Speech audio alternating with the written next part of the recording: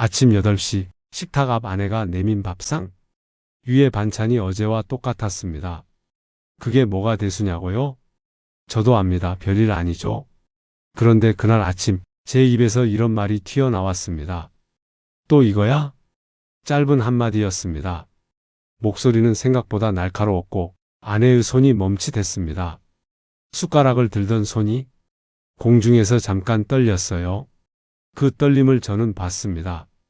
아내는 아무 말 없이 국그릇을 제 앞으로 밀어놓고 자기 밥을 먹기 시작했습니다.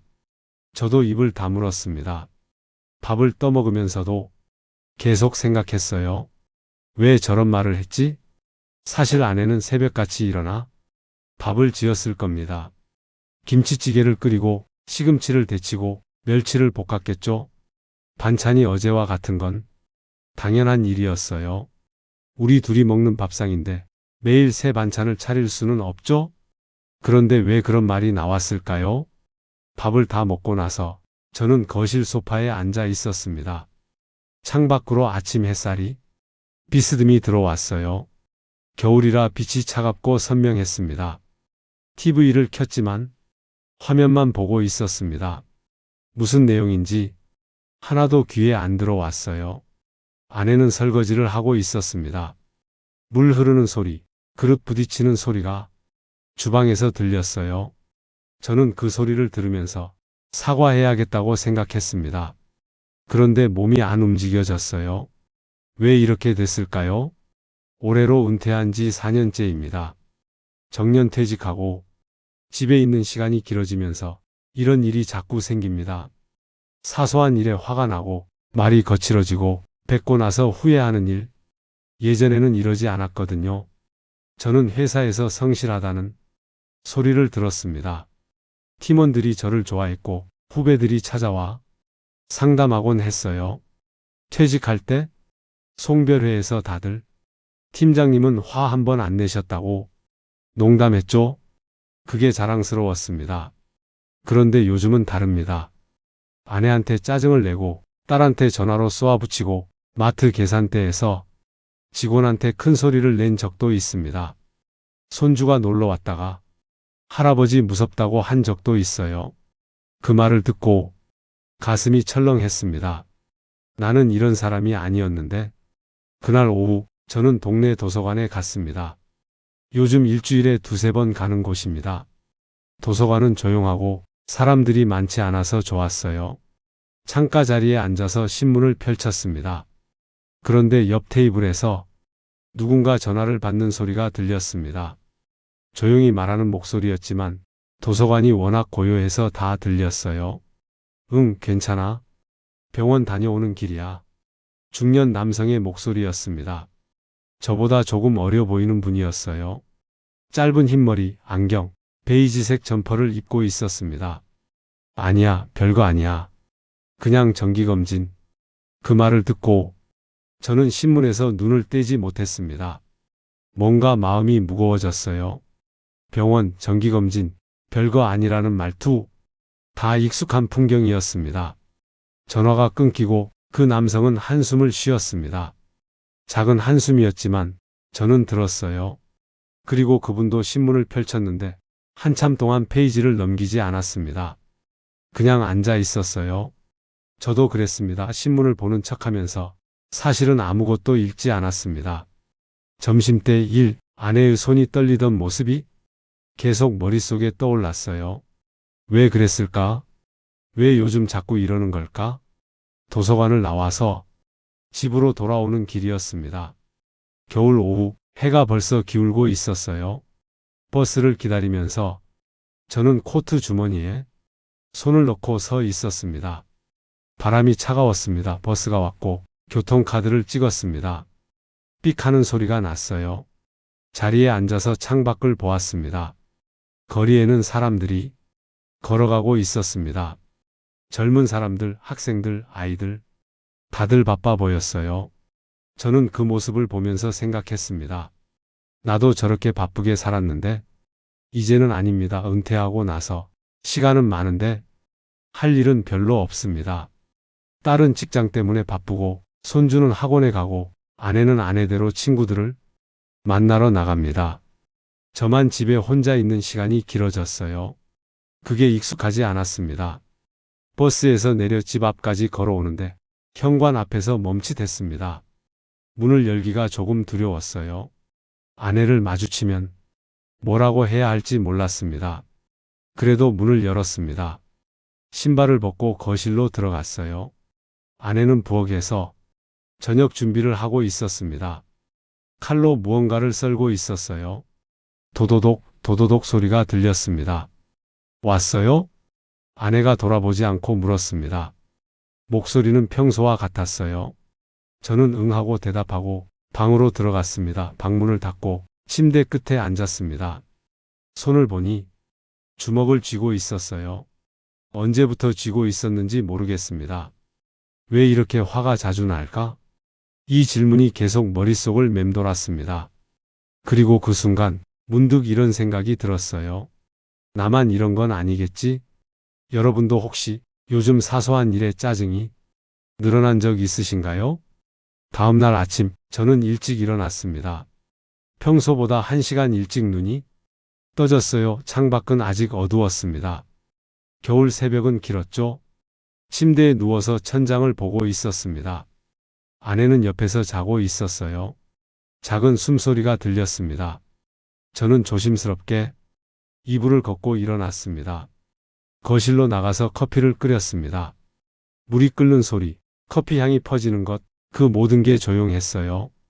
커피를 들고 소파에 앉아서 어제 생각을 이어갔습니다. 왜 화가 자꾸 날까? 이게 나이 때문일까? 아니면 내 성격이 변한 걸까? 스마트폰을 꺼내서 검색을 시작했습니다.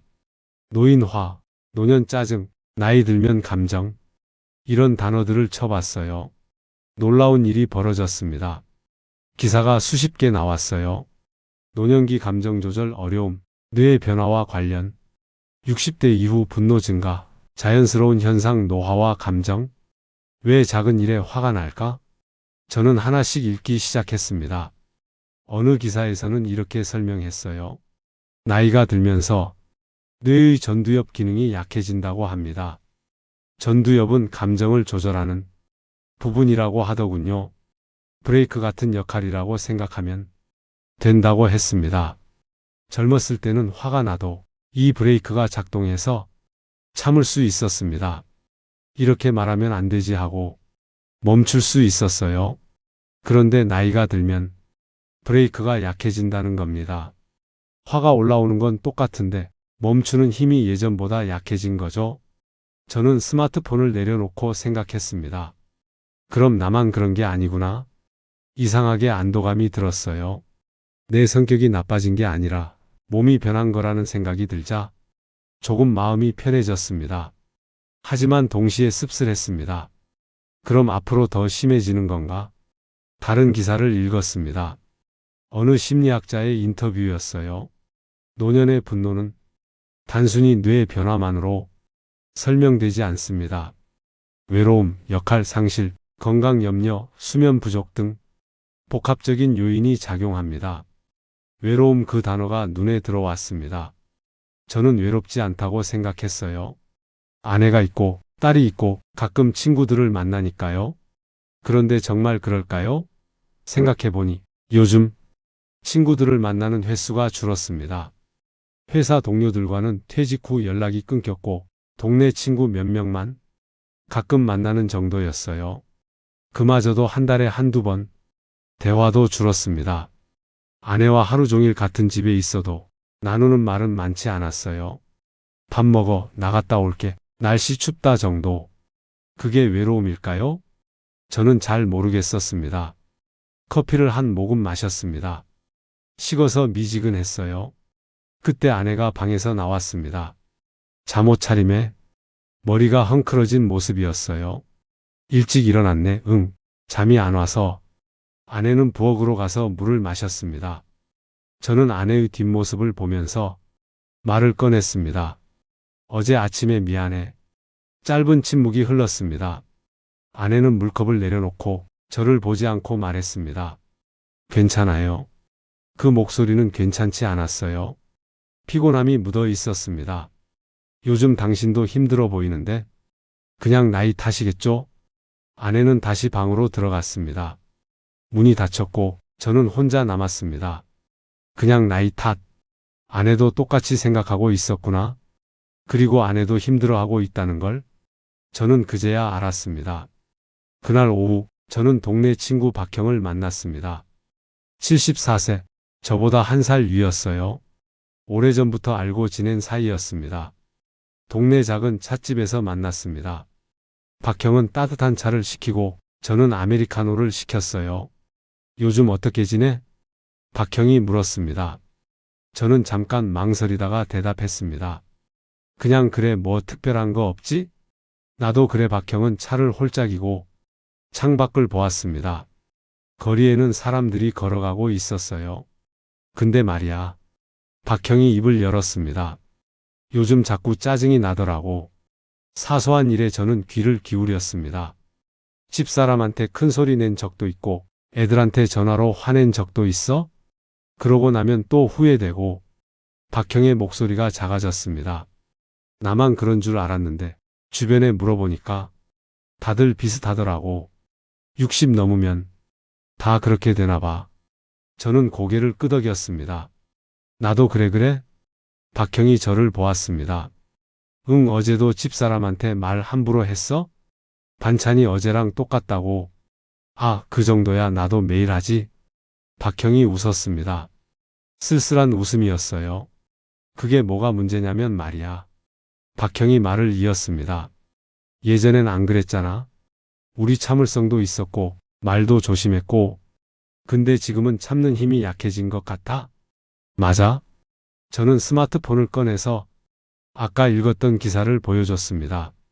나도 오늘 아침에 찾아봤어. 나이 들면 뇌가 변해서 감정 조절이 어려워진대. 박형은 기사를 읽고 천천히 고개를 끄덕였습니다. 그럼 우리가 이상한 게 아니라 그냥 자연스러운 거네. 그런 것 같아? 하지만 그렇다고 해서 막 화내도 된다는 건 아니잖아. 박형의 말이 맞았습니다. 그래서 어떻게 해야 할까? 저는 물었습니다. 박형은 한참 생각하다가 말했습니다. 글쎄, 일단은 알고 있는 게 중요한 것 같아. 내가 왜 이러는지. 그럼 조금이라도 조심할 수 있지 않을까? 화가 올라오는 걸 느끼면 아, 내가 지금 조절이 안 되는구나 하고 알아차리는 거지. 저는 그 말을 곱씹었습니다. 알아차리는 것. 그게 첫 번째 단계일 수도 있겠다는 생각이 들었습니다. 찻집을 나와서 헤어지는 길에 박형이 손을 내밀었습니다. 악수를 하면서 박형이 말했습니다. 우리 나이에 화내는 건 쉽지? 근데 화내지 않으려고 노력하는 건 어려워. 그래도 해봐야지. 뭐 그래? 저는 집으로 돌아왔습니다. 현관문을 열고 들어서니 아내가 TV를 보고 있었어요. 저녁 준비는 아직 안 한 모양이었습니다. 나 왔어? 응. 아내는 TV에서 눈을 떼지 않았습니다. 저는 방으로 들어가서 코트를 벗고 잠시 창밖을 보았습니다. 어둠이 내리고 있었어요. 겨울 해는 짧았습니다. 그날 밤 잠들기 전에 다시 스마트폰을 켰습니다. 노년의 감정에 대한 글을 더 찾아봤어요. 어느 심리학 블로그에서 이런 문장을 읽었습니다. 노년의 분노는 성격 문제가 아닙니다. 신호입니다. 신호. 무슨 신호일까요? 글을 더 읽어 내려갔습니다. 분노는 종종 다른 감정을 가립니다. 외로움, 두려움, 슬픔, 무력감, 화가 자주 난다면 그 뒤에 무엇이 숨어 있는지 들여다봐야 합니다. 저는 스마트폰을 내려놓고 천장을 보았습니다. 화 뒤에 뭐가 숨어 있을까? 저는 정말 외로운 걸까? 두려운 걸까? 슬픈 걸까? 잘 모르겠었습니다. 하지만 이건 확실했습니다. 뭔가 불편했습니다. 마음 한구석이 계속 무거웠어요. 그게 뭔지 몰랐지만 분명히 있었습니다. 여러분도 혹시 화를 내고 나서 마음 한구석이 불편했던 적 있으신가요? 며칠 후 딸에게서 전화가 왔습니다. 목요일 저녁이었어요. 핸드폰이 울렸고 화면에 딸의 이름이 떴습니다. 응, 지혜야. 아빠, 주말에 내려갈게요. 준호 데리고 그래? 좋지? 근데 금방 올라가야 돼요. 준호 학원 있어서. 학원? 주말에도? 네, 요즘 바빠서요. 목소리가 피곤해 보였습니다. 저는 뭔가 말하고 싶었지만 참았어요. 그래, 알았어. 조심해서 와. 네, 아빠? 전화를 끊고 저는 핸드폰을 내려다 봤습니다. 화면은 꺼져 있었어요. 금방 올라가야 한다고. 손주를 보고 싶었는데 잠깐밖에 못 본다는 게 아쉬웠습니다. 하지만 이해는 됐어요. 딸도 바쁘니까요. 그래도 왠지 서운했습니다. 토요일 오전 딸과 손주가 왔습니다. 현관벨이 울리고 문을 열었어요. 손주 준호가 가방을 메고 서 있었습니다. 초등학교 3학년. 할아버지, 왔어? 준호는 신발을 벗고 거실로 뛰어 들어갔습니다. 딸은 저에게 인사를 하고 아내와 안부를 나눴어요. 밥은 먹었어? 아내가 물었습니다. 네, 먹고 왔어요. 엄마 앉아 계세요. 우리 조금 있다가 가야 돼요. 벌써? 네, 준호 학원 2시에 있어서요. 시계를 보니 11시였습니다. 3시간. 저는 거실에 앉아서 준호를 보았습니다. 준호는 스마트폰을 꺼내서 게임을 하고 있었어요. 준호야, 할아버지랑 얘기 좀 하자. 네. 준호는 게임을 하면서 대답했습니다.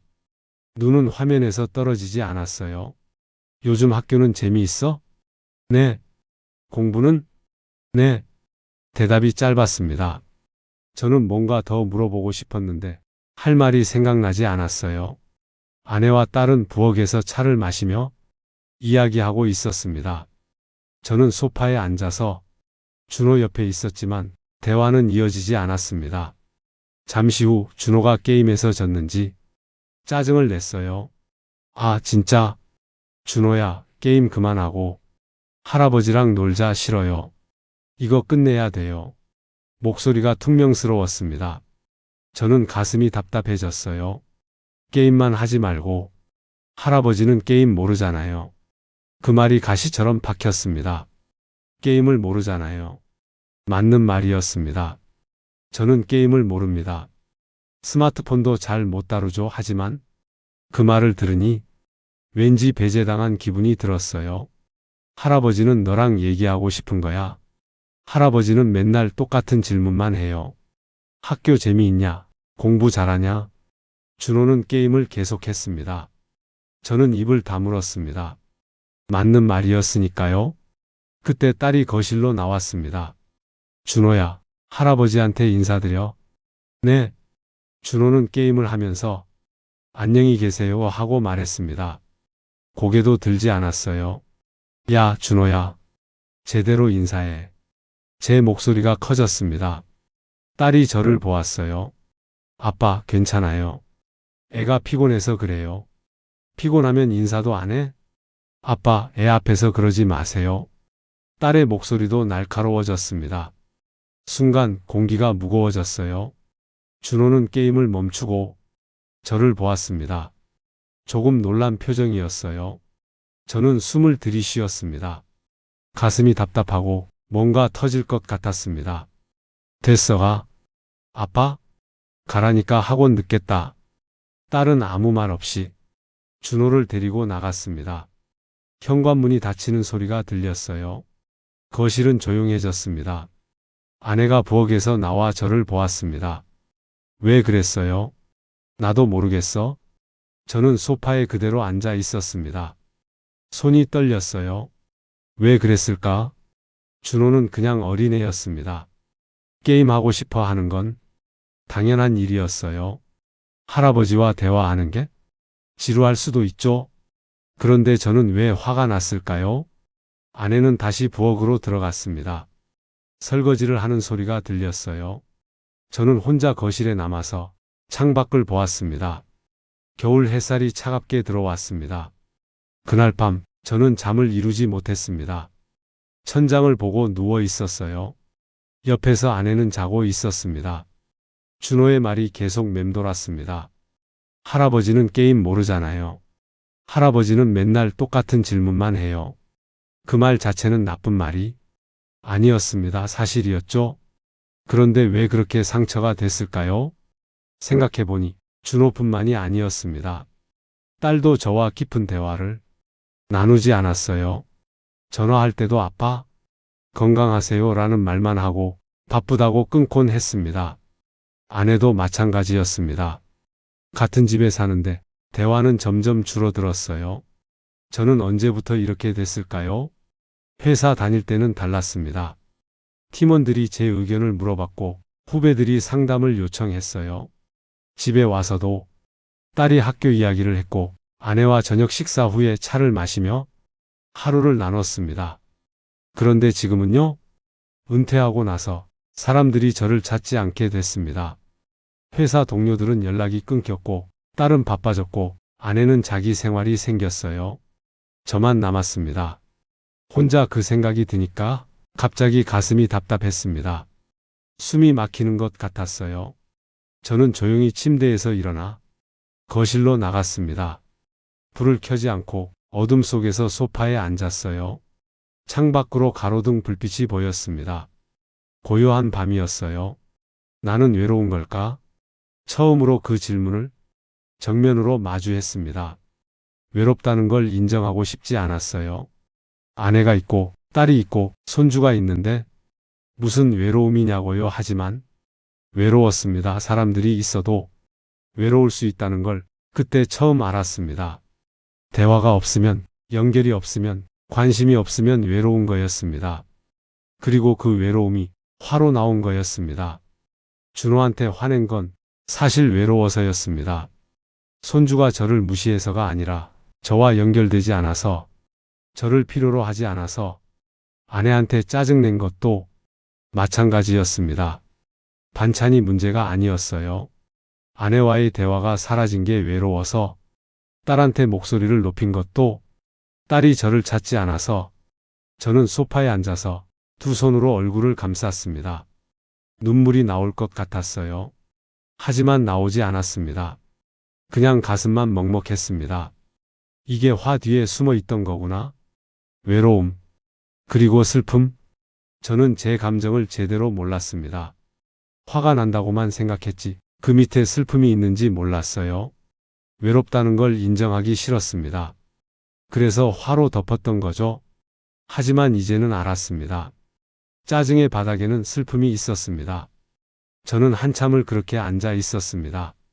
어둠 속에서 혼자, 그리고 조용히 중얼거렸습니다. 나는 외롭구나. 그 말을 소리 내어 하니까 조금 마음이 가벼워졌습니다. 인정하는 것만으로도 뭔가 달라지는 느낌이었어요. 다음 날 아침, 저는 딸에게 문자를 보냈습니다. 어제 미안하다 할아버지가 예민했어? 답장은 한참 뒤에 왔습니다. 괜찮아요, 아빠? 준호도 미안하대요.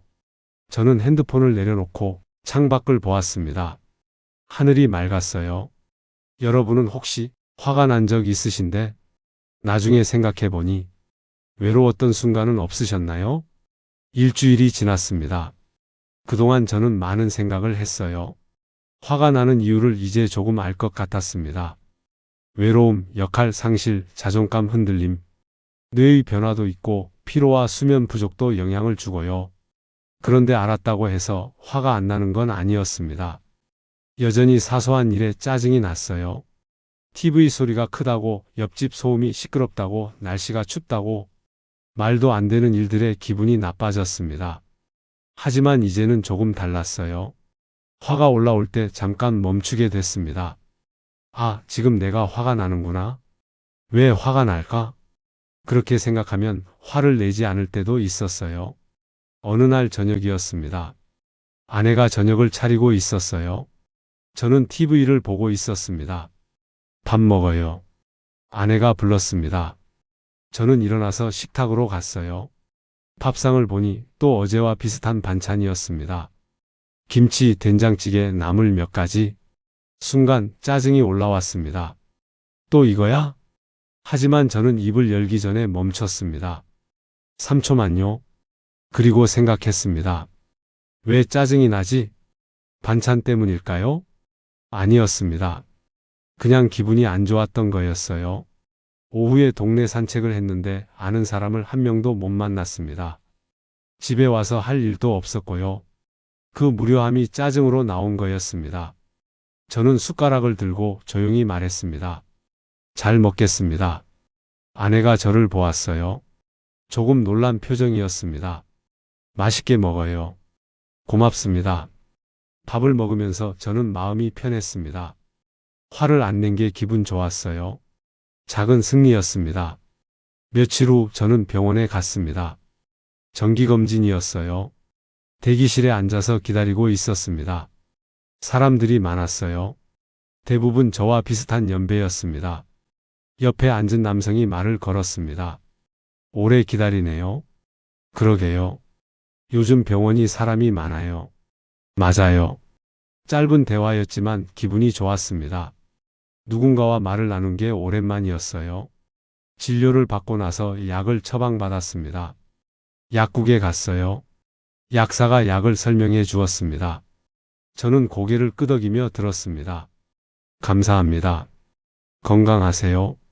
약사의 미소가 따뜻했습니다. 약국을 나와서 걸어가는데 문득 생각이 들었습니다.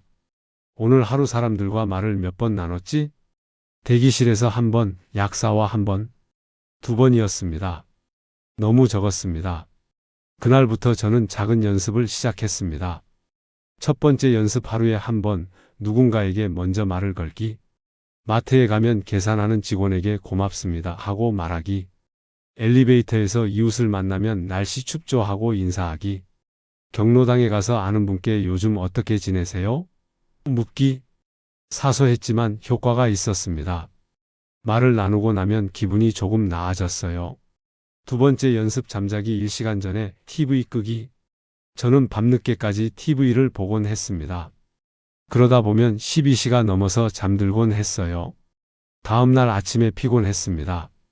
피곤하면 짜증이 더 많이 났어요. 그래서 11시에 TV를 끄기로 했습니다. 처음엔 어색했어요.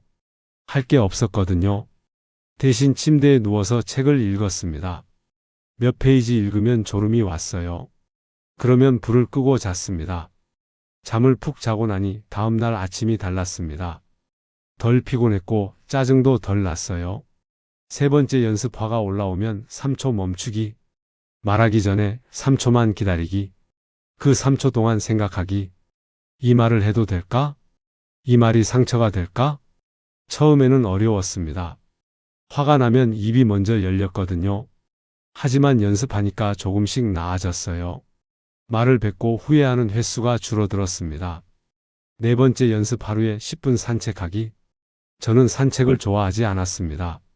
밖에 나가는 게 귀찮았어요. 하지만 억지로라도 나가보기로 했습니다. 동네 공원을 한 바퀴 도는데 10분 정도 걸렸어요. 처음에는 힘들었습니다. 뭐 하러 이걸 하나 싶었어요. 그런데 며칠 지나니까 산책하는 시간이 좋아졌습니다. 혼자 걷는 게 생각을 정리하는 데 도움이 됐어요. 다섯 번째 연습 노트에 오늘 화난 이유 한 줄 쓰기. 저는 작은 노트를 샀습니다. 매일 자기 전에 오늘 화가 났던 순간을 떠올렸어요. 그리고 그 이유를 한 줄 썼습니다. 아내가 TV 소리를 크게 틀어서, 딸이 전화를 안 받아서, 마트에서 줄이 길어서. 쓰다 보니 패턴이 보였습니다. 대부분 사소한 일이었어요. 그리고 대부분 제 문제였습니다. 아내가 TV 소리를 크게 튼 건 아내의 귀가 안 좋아져서였어요. 딸이 전화를 안 받은 건 회의 중이어서였고요. 마트 줄이 긴 건 제가 한가한 시간에 안 가서였습니다. 노트를 보면서 저는 깨달았습니다. 내가 화를 낸 이유는 대부분 내 탓이구나. 이 5가지 연습을 한 달 정도 했습니다. 물론 완벽하지 않았어요. 어떤 날은 TV를 끄지 못했고 어떤 날은 산책을 안 했습니다. 화를 참지 못하고 소리를 지른 날도 있었어요. 어느 날 저녁 아내와 말다툼을 했습니다. 사소한 일이었어요.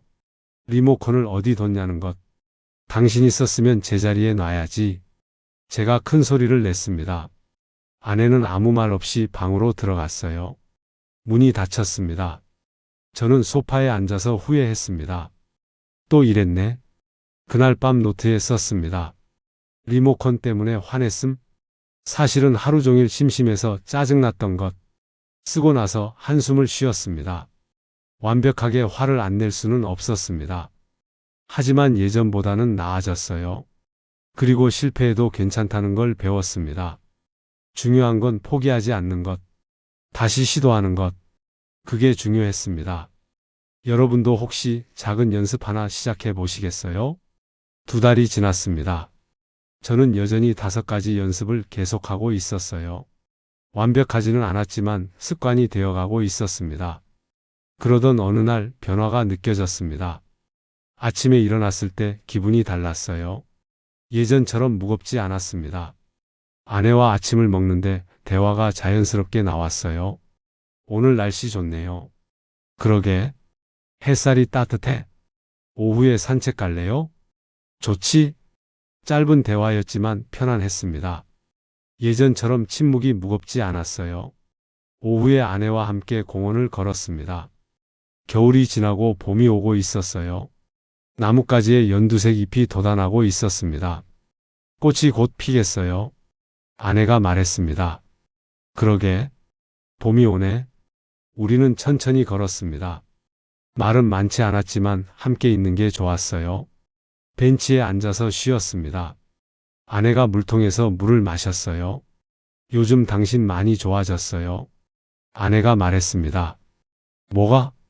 예전보다 덜 화내요. 저는 웃었습니다. 노력 중이에요. 알아요. 나도 느껴요. 아내의 목소리가 따뜻했습니다. 미안해요. 그동안. 괜찮아요. 나도 당신한테 짜증 많이 냈으니까. 우리는 잠시 침묵했습니다. 새소리가 들렸어요. 우리 나이에 화 안 내고 사는 게 쉽지 않죠? 아내가 말했습니다. 맞아요. 근데 노력은 해야 할 것 같아요. 그래요. 그날 저녁 딸에게서 전화가 왔습니다. 아빠, 다음 주에 내려갈게요. 이번엔 좀 오래 있을게요. 그래? 좋다. 준호가 할아버지 보고 싶대요. 정말? 네. 할아버지가 요즘 안 무섭대요. 저는 웃음이 나왔습니다. 그랬구나. 준호한테 미안하다고 전해줘. 그때 내가 예민했어? 아빠, 괜찮아요. 준호도 이해해요. 전화를 끊고 저는 기분이 좋았습니다. 손주가 저를 무섭지 않다고 생각한다니? 다음 주 토요일 딸과 손주가 왔습니다. 이번에는 오후 늦게까지 있기로 했어요. 준호는 가방에서 보드게임을 꺼냈습니다. 할아버지, 이거 같이 해요. 보드게임? 할아버지가 할 수 있을까? 괜찮아요. 가르쳐 드릴게요. 준호는 게임 설명을 했습니다. 저는 잘 이해가 안 됐지만 고개를 끄덕였어요. 게임을 시작했습니다. 저는 규칙을 자꾸 잊어버렸고 준호가 다시 설명해 줬어요. 할아버지, 이렇게 하는 거예요. 아, 그렇구나. 몇 번 하다 보니 조금 익숙해졌습니다. 그런데 지기만 했어요. 할아버지 약하시네요. 준호가 웃었습니다. 저도 웃었어요. 할아버지는 이런 거 처음이야? 그래도 재미있죠? 응, 재미있네. 정말 재미있었습니다. 이기고 지는 게 중요한 게 아니었어요. 준호와 함께 시간을 보내는 게 좋았습니다. 게임이 끝나고 준호가 말했습니다. 할아버지, 다음에 또 하자. 그래, 그때는 할아버지가 이길 거야. 에이, 안 될걸요? 우리는 웃었습니다. 딸은 부엌에서 아내와 이야기하고 있었어요. 저는 거실에서 준호와 앉아 있었습니다. 할아버지. 응? 할아버지 요즘 좋아 보여요. 그래? 네. 전에는 무서웠는데 지금은 아니에요. 저는 준호의 머리를 쓰다듬었습니다. 할아버지가 무서웠구나. 미안해. 괜찮아요. 준호는 웃었습니다. 그날 저녁 딸과 준호가 돌아간 뒤 아내와 저는 거실에 앉아 있었어요. 오늘 좋았어요. 아내가 말했습니다. 나도. 당신이 준호랑 노는 모습 보니까 좋더라고요. 예전 같았으면 짜증냈을 텐데. 맞아요. 저는 아내를 보았습니다. 당신도 고생 많았어요. 나 때문에. 이제 괜찮아요. 앞으로 더 잘할게요. 완벽하지 않아도 돼요. 노력하는 게 보이니까. 아내의 말이 가슴에 와닿았습니다. 완벽하지 않아도 된다. 노력하는 게 보이면 된다. 그 말이 저를 편하게 했어요. 며칠 후 저는 동네 친구 박형을 만났습니다. 오랜만에 만나는 거였어요. 요즘 어때? 박형이 물었습니다. 나아졌어? 정말? 응. 화내는 횟수가 줄었어? 어떻게? 저는 제가 했던 연습들을 얘기했습니다. 박형은 고개를 끄덕이며 들었어요. 나도 해봐야겠네. 해봐. 완벽하지는 않지만 조금씩 나아져. 근데 말이야. 박형이 말을 이었습니다. 나이 들면서 화내지 않는 게 얼마나 중요한지 알겠더라고. 주변 사람들이 떠나가거든. 맞아? 특히 가족. 가족이 제일 소중한데 화내면 관계가 멀어지잖아. 그래서 더 조심해야 해. 우리는 차를 마시며 이야기를 나눴습니다. 나이가 들수록 관계가 중요하다는 걸 알게 됐습니다. 돈이나 건강도 중요하지만 결국 남는 건 사람이었어요. 그리고 그 사람들과의 관계를 지키려면 화를 조절해야 했습니다. 그날 밤 저는 노트를 펼쳤습니다. 오늘 화난 이유를 쓰려고 했는데 떠오르는 게 없었어요. 오늘은 화 안 났네. 처음이었습니다. 하루 종일 화가 한 번도 안 난 날. 노트에 이렇게 썼습니다. 오늘은 화가 안 났다. 좋은 하루였다. 짧은 문장이었지만 뿌듯했습니다. 여러분도 혹시 최근에 화가 줄어든 순간이 있으셨나요? 봄이 왔습니다. 공원에 꽃이 피고 날씨가 따뜻해졌어요. 저는 매일 산책을 했습니다. 아내와 함께 또는 혼자 걷는 게 좋았습니다. 생각을 정리하는 데 도움이 됐어요. 어느 날 오후 혼자 공원을 걷고 있었습니다. 벤치에 앉아서 쉬고 있는데 옆에 누군가 앉았어요. 70대 중반쯤 되어 보이는 남성이었습니다. 회색 머리, 안경, 깔끔한 옷차림. 날씨 좋네요. 그분이 말을 걸었습니다. 그러게요. 요즘 매일 산책하세요? 네, 거의 매일 나와요. 저도요. 집에만 있으면 답답해서. 우리는 잠시 침묵했습니다. 새소리가 들렸어요. 요즘 나이 들면서 화가 자주 나더라고요. 그분이 갑자기 말했습니다. 저는 고개를 돌려 그분을 보았습니다. 저도요. 그래요? 네. 요즘까지도 가끔 그래요. 어떻게 하세요? 저는 제가 했던 연습들을 얘기했습니다. 그분은 고개를 끄덕이며 들었어요. 도움이 되겠네요. 완벽하지는 않아요. 여전히 화날 때 있어요. 그래도 괜찮지 않을까요? 사람인데. 그분의 말이 마음에 와닿았습니다. 맞아요. 사람이니까. 우리는 한참을 앉아 있었습니다. 말없이 봄 햇살을 받으며. 그날 저녁 집에 돌아와서 저는 생각했습니다. 화가 완전히 사라진 건 아니었어요. 여전히 사소한 일에 짜증이 날 때가 있었습니다. 하지만 예전과 달랐습니다. 이제는 알아차릴 수 있었어요. 아, 내가 지금 화가 나는구나. 왜 화가 날까? 그리고 멈출 수 있었습니다. 말하기 전에 3초만. 그 3초가 모든 걸 바꿨어요. 화를 내고 나서도 달랐습니다. 예전에는 화낸 걸 정당화했어요. 내가 맞아? 저 사람이 잘못했어? 이제는 후회했습니다. 내가 너무 심했나? 다음에는 참아야지. 그리고 사과할 수 있었어요. 완벽하지 않게 서툴게. 그래도 진심으로. 어느 날 저녁 아내한테 짜증을 낸 적이 있었습니다. 저녁 메뉴가 마음에 안 들어서였어요. 이게 뭐예요? 짧은 한마디였지만 아내의 표정이 굳었습니다. 저는 밥을 먹으면서 후회했어요. 또 이랬네. 밥을 다 먹고 설거지를 하는 아내 옆에 섰습니다. 미안해요. 내가 예민했어요. 당신 잘못 없어요. 아내는 설거지를 멈추고 저를 보았습니다. 괜찮아요. 아니에요. 괜찮지 않아요. 내가 함부로 말했어요. 아내는 작게 웃었습니다. 당신이 이렇게 말하는 거 처음이에요. 앞으로 더 잘할게요. 완벽하지 않아도 돼요. 아내의 말이 또 저를 편하게 했습니다. 며칠 후 딸에게서 전화가 왔습니다. 아빠, 이번 주말에 못 내려갈 것 같아요. 준호가 학교 행사 있어서. 예전 같았으면 섭섭했을 겁니다. 또 안 온다고? 하지만 이제는 달랐어요. 그래, 괜찮아. 다음에 와. 아빠, 화 안 나세요? 왜 화를 내? 학교 행사가 중요하지? 감사해요, 아빠. 전화를 끊고 저는 웃었습니다.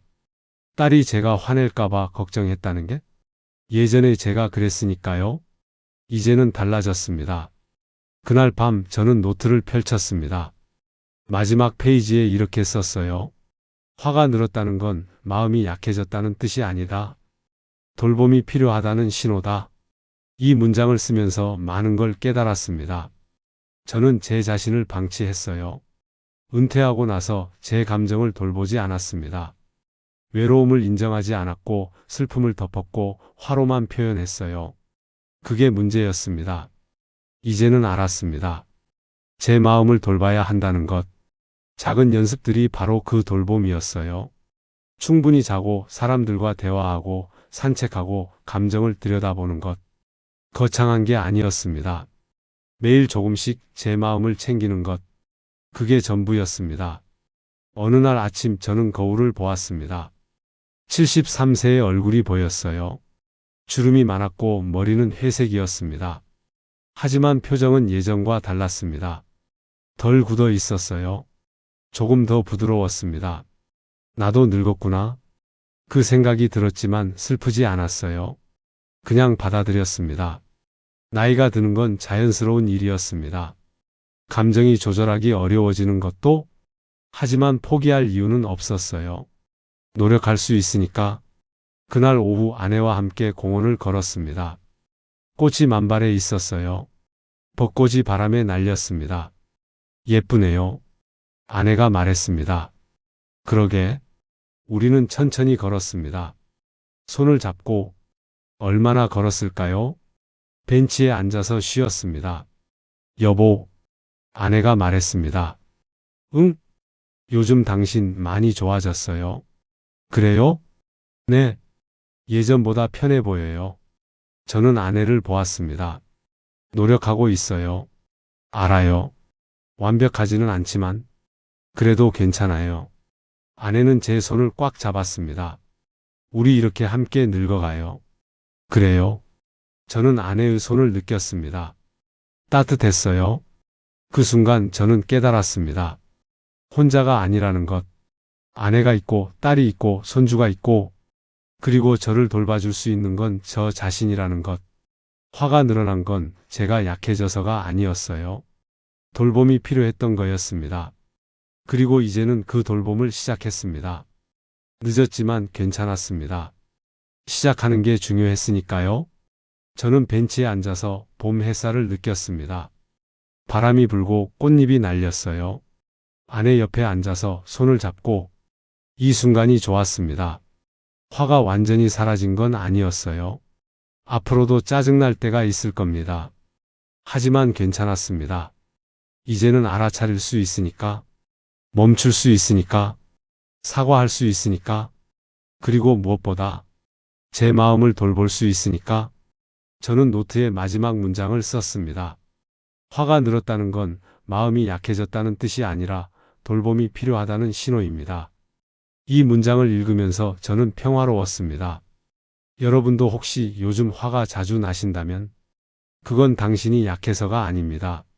돌봄이 필요하다는 신호입니다. 작은 것부터 시작해 보세요. 잠을 충분히 자고 사람들과 대화하고 산책하고 감정을 들여다보세요. 완벽하지 않아도 됩니다. 조금씩 천천히. 그게 전부입니다. 우리는 함께 늙어가고 있습니다. 혼자가 아닙니다.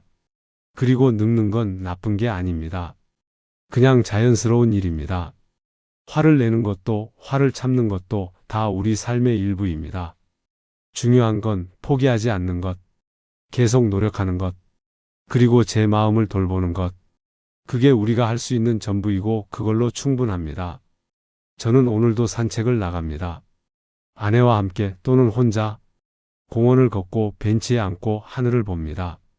화가 날 때도 있고 평화로운 날도 있습니다. 그게 삶이니까요. 하지만 이제는 압니다. 화는 신호라는 것. 제 마음이 돌봄을 요청하고 있다는 것.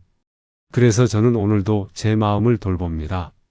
작은 연습으로 조금씩, 그리고 그걸로 충분합니다. 여러분도 오늘 하루 제 마음을 돌보셨으면 좋겠습니다. 화가 늘었다는 건 마음이 약해졌다는 뜻이 아니라 돌봄이 필요하다는 신호입니다.